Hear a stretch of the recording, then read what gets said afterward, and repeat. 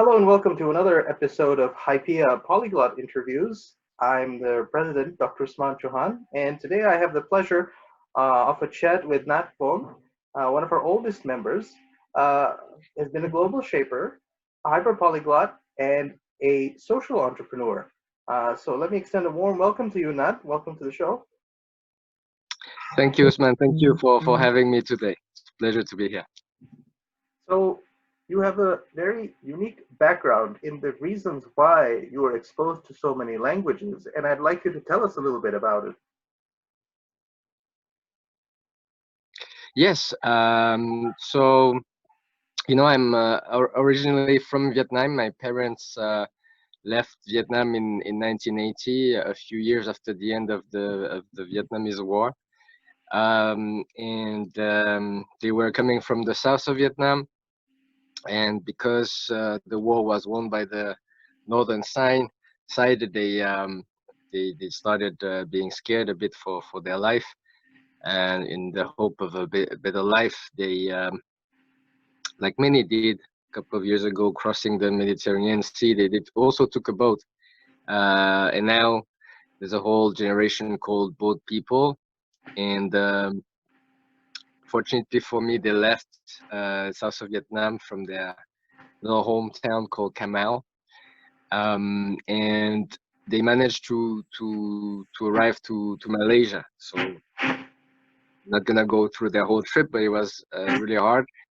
But they managed to get there safe and sound. And I wasn't born yet. They arrived to a refugee camp in Kuala Lumpur. And I was actually born in a refugee camp in Kuala Lumpur. So from there, the Red Cross fortunately sent me and my family to Switzerland. There was not a lot of families that were accepted back then from Vietnam, but thanks to the fact that in some of my family members were somehow injured by the war, or they Switzerland was more eager to, from what I understood, kind of welcome such families. Hmm. Um, I'm hearing a weird noise that in your background. Oh, well, hope it goes away.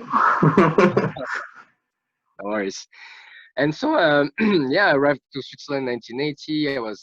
I was barely born, and our families was welcomed by Switzerland, by some families, which we're still in touch today. I was fortunately able to go to public school, so my school background was, in a way, very normal. The only difference with normal kids was that I would speak French at school, and then when I would go home, I would speak Vietnamese with my parents, and I still do today. So I grew up in those mixed environment, and thanks to Switzerland kind of educational program, everybody is in a way forced. It's mandatory to learn English and a second official language from Switzerland. For the people who don't know, there are four official languages in Switzerland. Swiss German being the main, spoken by almost 2/3 of the population, and then around 1 million people are speaking French, and there's a few hundred thousands of people who speak Italian in the Italian region, Swiss Italian region, and there's a very small block of people who still speak a language called Romanche in French, which is like a mix of the three languages. But I don't know anyone who speaks that language. You really need to go on, in a way, far east of Switzerland. So back then, I learned German, and there's nothing much left. Still, I can just have some basic, very basic conversation, because it's so different from the Latin language that I speak. French being my first language, of course, and then English is my second. And at school, we had to learn English from around, I think I was 7, so 12, 13 years old, and German was 2 years earlier that we had to learn, so around 10, 11. So that's like the language I was lucky to have to learn. And so going out of high school, I could already speak, in a way, 4 languages thanks to the bonus language at home. But if you talk to a lot of Swiss people, usually if they went to high school, they should speak at least three languages. And since there's a lot of foreigners in Switzerland, it's not uncommon to see people who speak four languages at the end of their high school. I'd learned 2 additional languages. One is Spanish, which I started learning by myself, and it was very funny how I wanted to start learning. Is that I went to Spain with a couple of friends, and I still remember this episode where I was trying to buy some kind of fried chicken, and I still remember not being able to know how to say chicken. It's for people who don't know, it's pollo, and in French it's poulet. And so it wasn't too different, but at that time I was trying with puleto. I just tried to make up some words. Then it worked out. I came out very frustrated from that little exchange trying to buy some fried chicken, and I couldn't. And going back from that trip, I kind of committed myself to start learning. So I bought a book that is a method called Assimil. I don't know if you ever heard of it. Sure. But I started with that. I had to take the train to go to university for like 30 minutes every day, and that was basically the length of a lesson. So every morning, I was trying to learn the Spanish. And from there, during summer holidays during university, I went for a trip in Valencia, and there I took some intensive classes, which allowed me to come back after 3 months with a fairly good Spanish. But for French-speaking people, I have to say it's a lot easier to learn Spanish because of the so many similarities, in the languages. And then at the last year of my university, during the last year, I was able to do an exchange in South America, and I was able to go to Chile, where I learned some additional Spanish for a year. So at the end of that, it became my third language, and I don't use it every day, but I still use it during for business or my work reason, and I still use it with a project I will talk maybe later during this call. But yeah, Spanish definitely helped me to be who I am today. The last language I learned is a bit more exotic. It's Japanese. And that's simply explained because during that time I was in Spain. I actually had met a Japanese girl who became my girlfriend. And after university, not exactly sure what I would do with my life.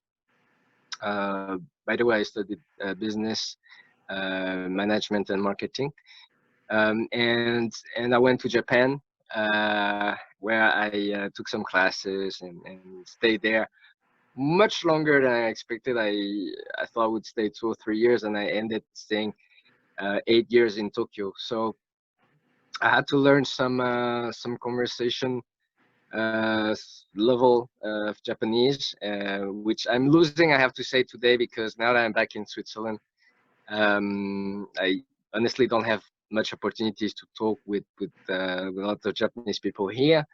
And when I do, is usually with some friends that still keep in touch with them on social media, and I just throw a few words here and there, but usually we speak in English. So that's a bit an overview of my languages. And on a daily basis, I usually use French, English. That's the two languages I use the most, and and I talk to my parents. It's still in Vietnamese, so that's pretty much who I am.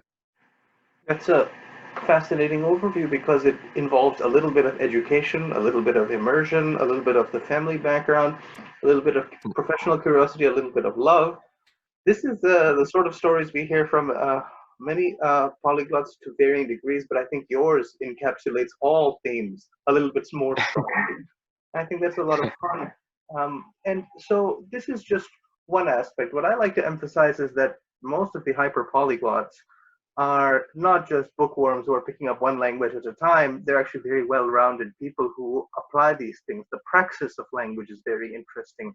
That's why I think your case is particularly of interest to the audience because you are a social entrepreneur. So tell us a little bit about that social entrepreneurship background.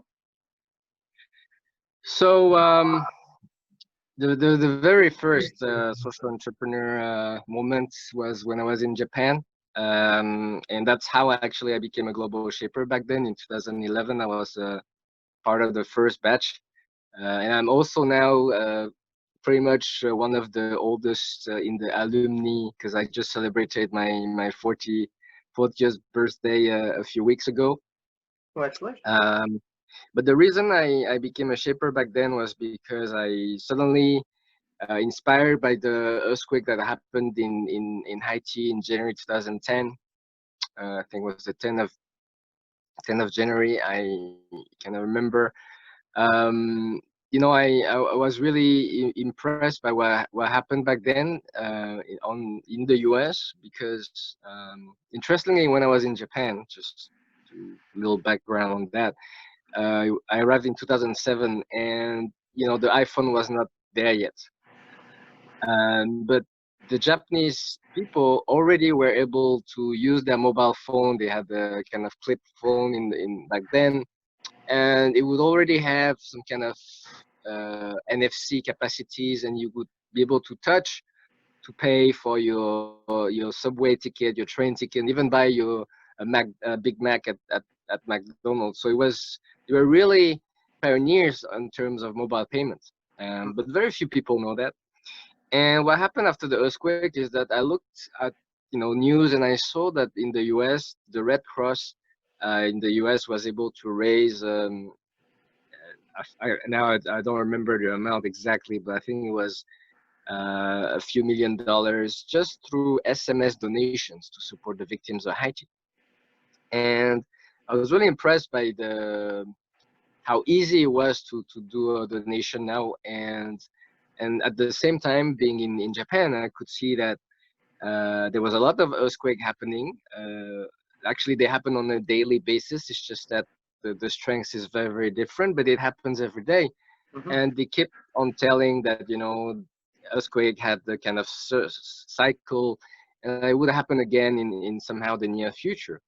And back then I was working in an IT company that was doing website development, and I don't know, I came up with the idea that we should do a kind of crowdfunding platform for nonprofits to be able to be present on a website where they could receive donations in case of emergency and something like that. So at the end of it, I not going through the whole process of creating it, but I eventually was able to make the website, and we launched it. Unfortunately, we were making it as the earthquake happened. So sometimes timing is important. So we had to launch it 1 year after the earthquake, but we still help around 30 nonprofits, Japanese nonprofits, and international ones like Doctors of the World and what's called CARE International, Refugees International. So there was a couple of nonprofits that we helped to raise money for help to support the victims. And I was trying to be innovative back then because fundraising was fairly starting. I mean, Kickstarter was already there, but there was not really a platform for nonprofits. And also around that time, 2011, 12, we're talking a lot about gamification. Yeah. Since I'm some kind of a gamer in my hobby time, I was intrigued by the fact that if we could find some kind of system to give points and things like that to people, maybe we can incentivize them to do more, you know, for in terms of donation, because in Japan, the donations per capita is super low compared to the US. I think it was on average, an American person would give 1,500 times more than a Japanese. Oh. And so we launched the platform, and thanks to that, I was nominated by someone, and I had the chance to become a global shipper. So that was my very first social entrepreneur experience. Unfortunately, after 4 or 5 years, as let's say the world was talking less about Fukushima and, you know, Japan, the donations, you know, stopped at some point, and I couldn't continue sustain the website, and we had to close it down, unfortunately. So, you know, that was my first experience. After that, I came back to Switzerland 2015, and I was going through just my normal life in a way, continuing my kind of my work as a consultant in IT, especially in web marketing. I was helping SME startup to start, you know, their online presence. Mm-hmm. I called my company back then Digital Inception. Mm. And after, you know, as I was doing that, you know, going through my normal life, I kind of came across an invention, watching a video on YouTube that kind of changed my life, and that's also the point when Spanish became very important and played a big role in that, and I'm gonna explain why. So I was on YouTube watching, you know, recommended videos from YouTube, as a lot of people do, and came this video of old man Spanish interview by Spanish television. I was talking about a machine that could make water in the desert. And I was like, what? So of course we're intrigued. I started looking at the video, and you could see this old man, a retired Spanish engineer, who's, I think he's 80 today, showing his machine that didn't look super appealing, but he was able to pour some water out of the machine, and he was explaining that this machine was basically taking the humidity from the air, clean it, and turn it into drinkable water. So it was all in Spanish, and you know, YouTube, everything's possible. So I was like, okay, for some reason I felt very compelled to try to call that company, and I did. So when I was able to find their company number, I called them, and, you know, had to use my Spanish. And I talked to the son of the inventor, and I told him, I asked him questions like, I saw you on the TV thing. Is that real? Is that possible to see the machine? And he was like, yeah, of course. Just have to come to Spain in Sevilla. And I hadn't been to Sevilla, and I heard a lot of good things about Sevilla, a lot of history. Uh, Christoph Columbus is actually, I think, is buried there Mm-hmm. in a tomb. And anyway, I was like, you know what? Worst case scenario, I'll visit Sevilla. I like to see flamenco. Why not? You know, let's go. And so I went. It was in December 2016, and I remember you know, how do you say? I used the Airbnb, and the son of the inventor came to pick me up that morning. We met, and he took me straight to the factory. And on the way, I asked him a lot of questions about, you know, how come nobody is talking about this? I mean, this is crazy. And he's saying that unfortunately the machine was produced at low production capacities, and they didn't produce a lot of machines. So every machines were like done one by one, and so they didn't have the scalability to reduce their production cost, Mm-hmm. and also the lack of marketing. And still today, their website doesn't look amazing. Actually, they just asked me to help improve it, so I'm gonna be Mhm. working on that in the next days. But what's interesting is when I saw the machine, I asked very quickly if I could try the water from the machine, and there was the water didn't taste anything weird. It worked perfectly, and I was immediately sold. After that, I told him, look, I live near Geneva, and I know there's the UNHCR, there's the Red Cross. Let me try to go and pitch their this machine to them and see what. I mean, there's so many refugees in camps I heard of. At that time, I didn't do much research of the situation on refugees, but I knew that the situation was harsh, and I managed to get a meeting, just a month after going back from Spain, and I talked to somebody in UNHCR, and I quickly understood that it would be very bureaucratic to bring such machine to just one refugee camp. Mhm. And from there, I was like, okay, I'm gonna do, you know what, I'm gonna try to do it myself. And so I started my first nonprofit, actually my only nonprofit, but it was the first time. I called it Water Inception. So Mhm. I like the movie Inception. I'm not gonna hide it. No, me too. But I love the fact that we could instill. I mean, the idea behind this name was that we could instill how important water was um, in the mind of the people, because growing up in Switzerland, we are surrounded by mountains. There's a lot of lakes where the Lac Léman that we share with France is one of the biggest of Europe and in Central Europe, I would say. And so growing up, we always could drink water from our tap, without filtering it. So very privileged, but a lot of people never realize how privileged you are. Mhm. And so I started this nonprofit to raise awareness about the water crisis, because after that I started looking, and the World Economic Forum has a report that comes out every year called the Global Risk Report. Mhm. And if you look at it, the subject of water crisis has been there for the last 5 years, and it didn't move.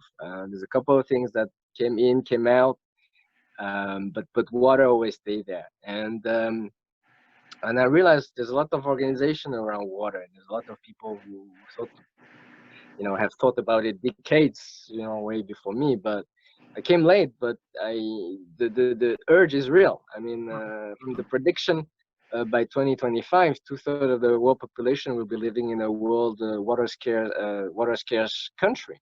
Yes. That's a lot of people, and it's only 5 years away. How fast did your last 5 year pass? Very quickly, I'm sure. Mhm. And we are not realizing, and you know, it kind of motivated me to start that. So what I did to start is a crowdfunding campaign in 2018, and we kind of made a video to explain how the machine was working, and um, I actually went to a refugee camp before we started the campaign with the help of global shapers from Lebanon, who were organizing a shape event, which is a global shaper self-organized event for people who don't know. And I was able back then to go to Tripoli and visit a refugee camp populated with Syrian refugees who were there for like 4 or 5 years. And I was really shocked. It was an informal settlement. It was not even a big camp, but you could already see that they had a lot of issues with clean water. They would get water Mhm. from the municipality, but it was not drinkable. I mean, even the local Lebanese people don't have drinkable water at their tap. So imagine the refugees, they don't really get premium water. And they had to pay a rent to the landowner, because again, it was a kind of a private camp. And Mhm. they to get clean water, they needed to buy bottles of water, but it was expensive. And basically, a lot of kids couldn't really go to school just because they had to help their parents to sell flowers in the street to strangers, or things like that. It was really depressing to see. So when I came back, I launched a crowdfunding campaign, and we were halfway successful. I raised 50% of the amount we wanted, but it allowed us to buy a machine from the Spanish company that is producing 500 liters per day from the air. And it took me a while to get it built, to get it shipped, Yes. and to get it out of the harbor. I was all along the way. There was challenges. The machine was sent to Libya instead of Lebanon. I mean, Really? it's, yeah, it sounds like a joke, but yeah, there's two Tripolis in this world. They Yes. managed to send it to the wrong one. So, and then when I had to get it out, I didn't know I had to pay export tax. I thought, as a non-profit, we would, get, we wouldn't have to pay that. We had to, and it cost us like $10,000 more than we expected. Right. But we managed to get it there, to turn it on. It worked, and this was a very great moment. Hmm. Now, the life of nonprofit is not always easy. At the end, you always need to get some funds to run the operations. And after the crowdfunding, we have a few corporate donors, but it became very hard. The topic of refugees, unfortunately, is not super sexy. And a lot of Swiss companies, for them, it was not. They don't want to be associated with this kind of story, unfortunately. So I was at the crossroad where I had to think, okay, what I'm gonna do from the beginning. I didn't want to have like a standard way of fundraising, talking to foundations, talking to companies. It's a lot of pain, Oh yeah. and I always wanted to find a way to be self-sustainable.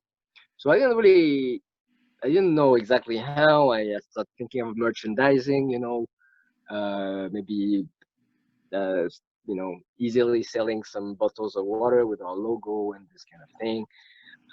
But I didn't feel satisfied. I felt it was like too standard, too generic. Mm-hmm.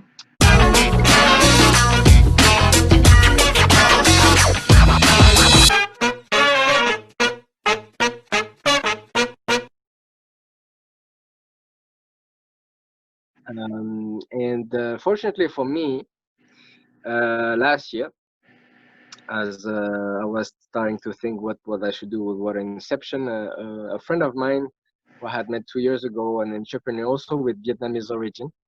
Interestingly, he's half Vietnamese, but he doesn't speak Vietnamese so well because he was speaking French at home. Right. But anyway, he came with something from Vietnam, and he called me one day, and he's like, "Nat, I have something to fight against plastic. I'd like you to see that, and let's have a coffee." And I was like, "Okay, well."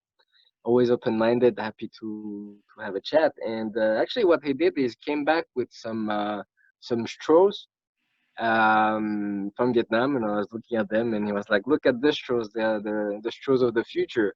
Mm-hmm. I was like, "Okay," and he was like, "They are made actually from potatoes and tapioca. What's good about them is that they're made in Vietnam, and they when they fall, they end up in the ocean, they become soft, and they can be safely eaten by animals." Mm-hmm. And I was really intrigued because around that time, a lot of people, was talking about plastic pollution, plastic, and I just felt, yeah, there's something I should do about it.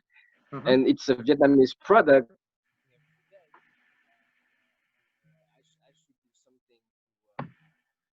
I should do something to promote that product because Mm-hmm. I'm proud Vietnamese, and I just Vietnam is I think is the number four, the fourth country that contributes the most to plastic pollution. Really? Yeah, and I just feel we need to change those statistics. So it was I think we met in summer last year, and a few months later we created the company, and we came up with the name, the Happy Turtle Straw. No inception And there? this name was inspired by the turtle that was the plastic straw in the nose, right? And we wanted this not to happen anymore, and we find the logo pretty cute. We both love turtles, and we just went for it. And so I went to Vietnam after creating the company in Switzerland to finalize the discussion with the manufacturer in Vietnam, and start doing the logo, the packaging, which happy to I prepared the box here. Wonderful. So the boxes you see maybe the cute turtle. Beautiful. Um, Beautiful. and we did that in a couple of months, and just came back. We came back in February this year, Before COVID. to kind of launch the brand and the product. And as per everybody knows, the COVID hit Hmm. the tourism sector, the kind of bars and club sector, which are where our main clients, and we had to slow down the kind of launch, even though we were covered by the World Economic Forum. They made a video about our shows. We were really happy, Cool. but then we didn't really fly as we expected. Fortunately, now Switzerland, it's we in May now. I mean June, but they were open in May, and we were able to start selling our shows again. And something I didn't mention is that I didn't stop working for Water Inception. Actually, when my co-founder asked me if I wanted to join the Happy Zitter Show concept, I told him, like, if we can donate part of our profits to Water Inception, that would be wonderful, and that would close the loop that I Yes. was trying to find, to be in a way self-sustainable. Mm-hmm. And so from that, I now do those two things: Happy Toto Show and the Water Inception. Have some interns helping me. Very international. They work remotely, but I had people from Europe, the US, people from Brazil. I mean, it was amazing to see that a lot of people around the world are concerned about water and wanting to help. A little Swiss non-profit that had the dream is to bring clean water to refugees and for all. So languages, I have to say, helped me a lot to become who I am.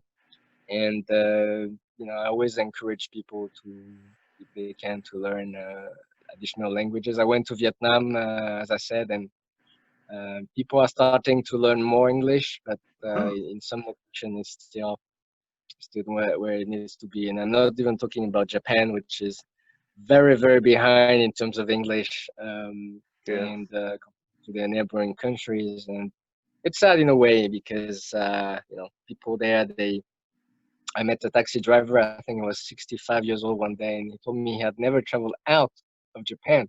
Mm-hmm. And I was like, shit, this guy kind of missed out his life. But yeah, I guess it's not it's a privilege that not everybody has, and when we can use it for good, let's try to do so. I agree, but it's also not just the privilege you have, it's the sense of enterprise you have. So you did work on your Spanish, and then you connect with entrepreneurs in Seville or engineers in Seville. Then you similarly move to Japan, you learn Japanese, you use your Vietnamese language background to then work with a Vietnamese company. It's unfortunate you missed a chance to call your company Ninja Turtle Inception. You could put the Ninja Turtles and the Inception together. That's a very nice opportunity. You- I think at some point that would have been a bit too much, and maybe they would come after me and start attacking me for using the movie name. Not kidding. No, it's just for this project, Inception was yeah. I think the Happy Toto was a smarter choice. Absolutely. And so, how much has the coronavirus impacted your life and your work? Well, in terms of life, I mean, I think I'm not alone, but I couldn't really go out. I'm pretty good citizen, I didn't try Mhm. to go out too much, but I'm more a stay-at-home guy. I don't necessarily go hiking and stuff. So for me, it wasn't like a big deal.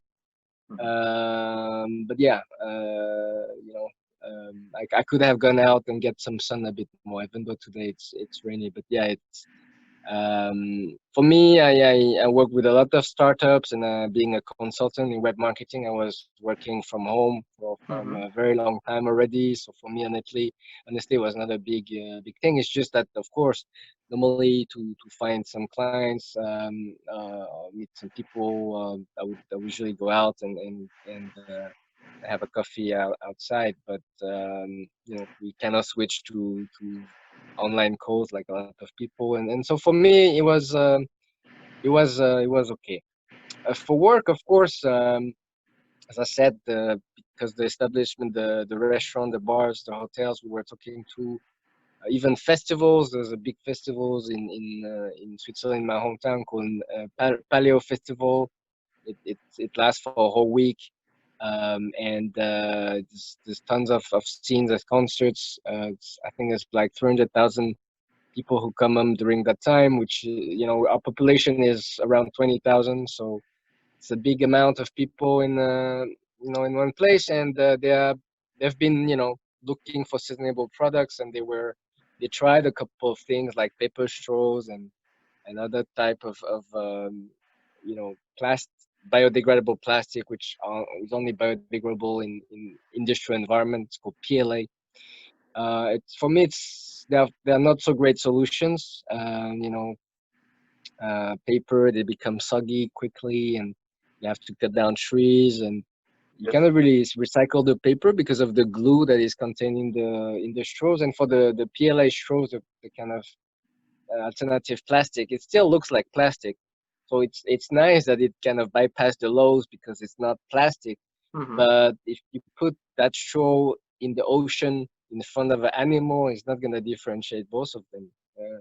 And so that's not also a great solution. And in our case, and we have videos to document it, our straws, when they go into the water, they become soft enough to be safely eaten. We have videos of fish eating our straws. So it's extremely safe because it's really made just of potatoes and tapioca.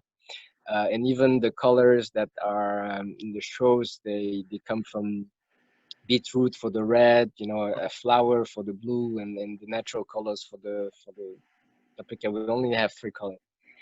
And so it's great, it's vegan, it's gluten free, and I'm telling you this. When I saw the product, I felt, yeah, this is a great product for 2020, Yes. because it slows down. But now that bars and restaurants are reopening again, people are really eager to start new, and try to do something for the environment. And I think this is only a movement that will only improve with over the time. There's going to be more countries, more cities prohibiting single plastic use, Mm-hmm. that's great. That's great for the environment. Our goal is to replace all the plastic straws, and have a solution that really, if it falls into the ocean, it doesn't harm anyone, doesn't harm the environment, and you can even eat them. I usually eat them. I've cooked some noodles with them, so it's very interesting product. It's very unique. I don't know if I can show you. Just look like that. Right. Look at that. Mm-hmm. It Mm-hmm. doesn't taste so great. But that's what you can do after drinking your cocktail, which is pretty unique. You're not gonna do that with other alternatives. Absolutely. The one last question, and a major question that comes from two elements of your life, is that we live in a world now where there's a countervailing tension. The tension comes in two parts. So there's the countervailing tension where there's a push towards sustainability, but there's resistance towards sustainable things in policy, in action, and so on. So you want sustainability, but it is being resisted to some degree in some places. At the same time, you were seeing globalization of many forms, including people embracing other cultures and languages, aside from the economics. And at the same time, you're seeing more insularity in the world. Now they're starting to close doors, keep people off. COVID may be a stimulus for that. So if you had to envision the world 5 years from now, so 2025 was a deadline for the water shortage, water scarcity, but in 2025, how do you think the attitudes will be towards sustainability, towards openness, towards new languages and cultures. There's two attitudes that are being resisted. Okay. The Nostradamus question. It's gonna be, I'm just gonna say from what I think right now. I mean, I can totally be wrong. Things change in 5 years like nobody can believe. So, you know,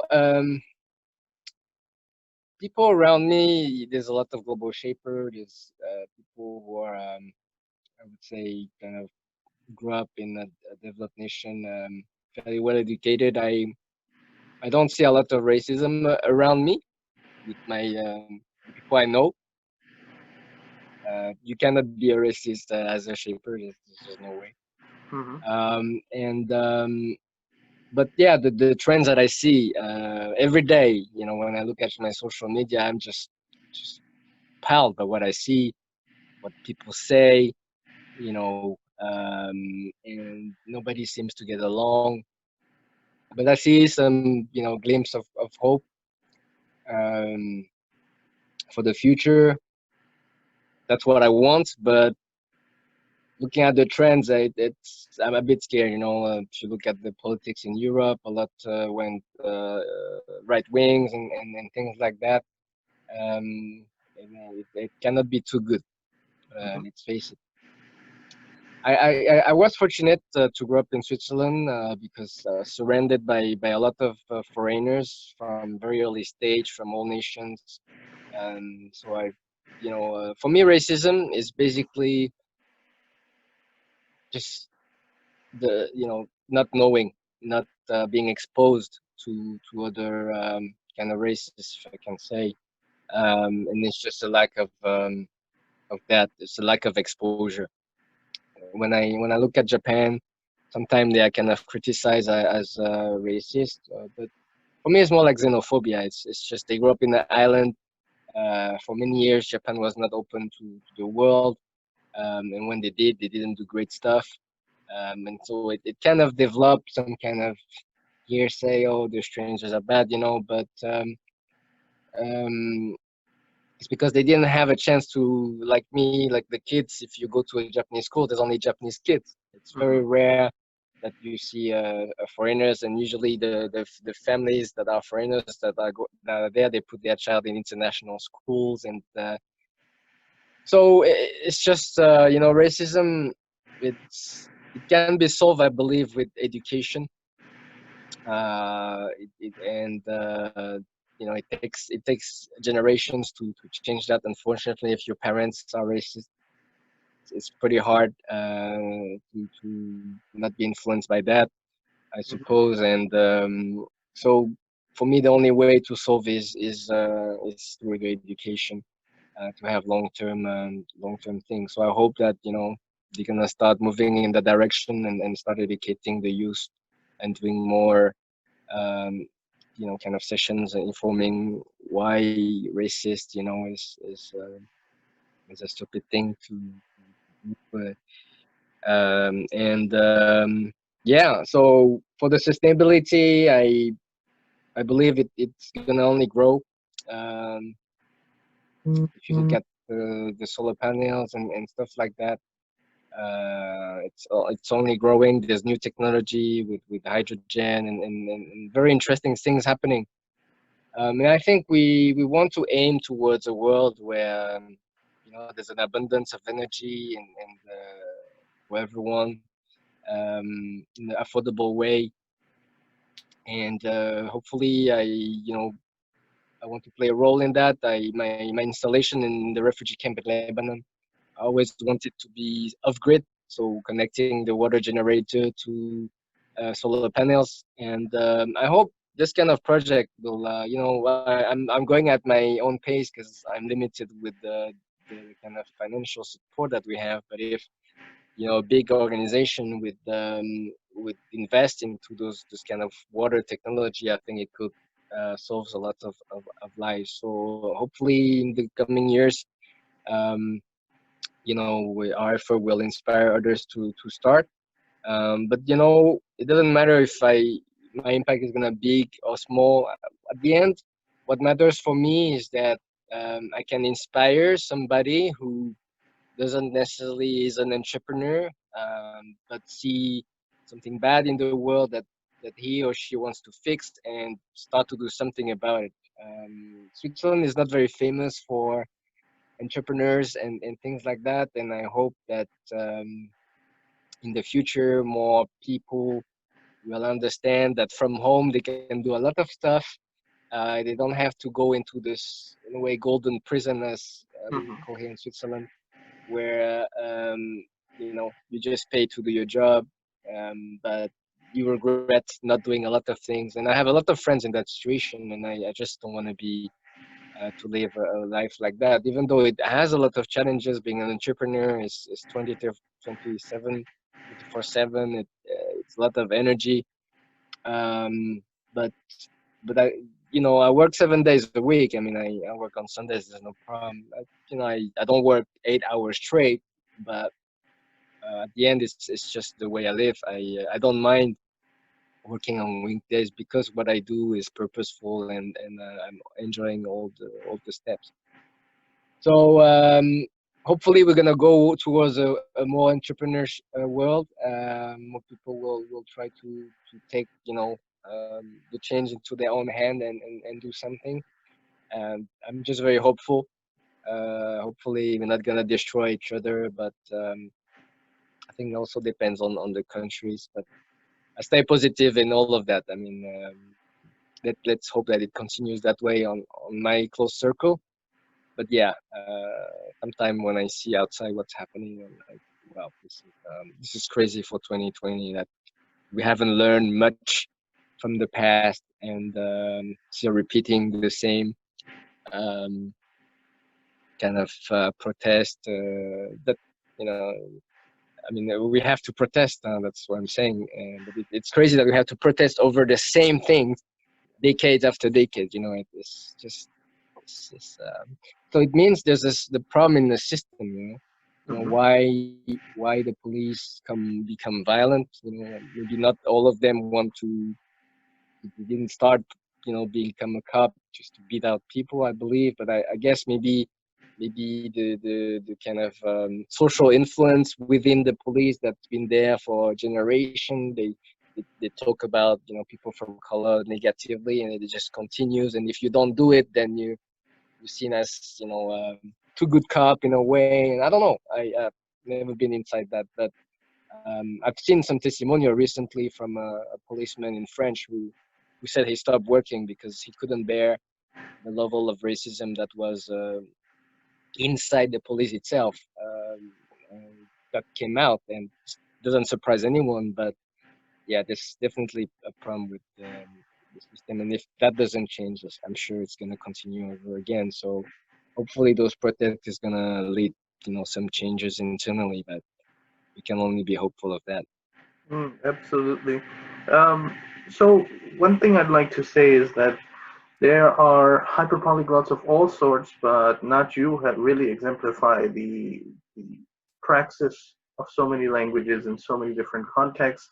It is a reflection of how open you are and how you're trying to solve the big problems that we face, including water scarcity, the refugee crisis, and all that.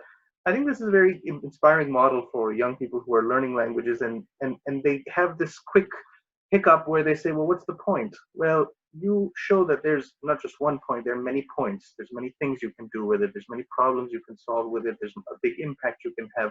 So I want to thank you very much for this nice and delightful interview. Two HYPIA members having a Oh, chat. thank you for allowing me to share. So we'll stay in touch, and thank you very much for your time, Nhat. Yeah, I want to say a last word. For people who, you know, I think learning a language is open, as a lot of possibilities in your mind. It really opens your potential much more with the people you can meet, with the people you can interact to. So I encourage everybody watching this video, hesitating, don't hesitate to learn a lot of languages. Of course, English is the most important still. But yeah, don't hesitate to try to learn. It's always going to be useful, and you never know when it's going to be useful. But for sure, it's going to be useful, like it was for me. Wonderful. Thank you so much, Nat. Thank you, Usman.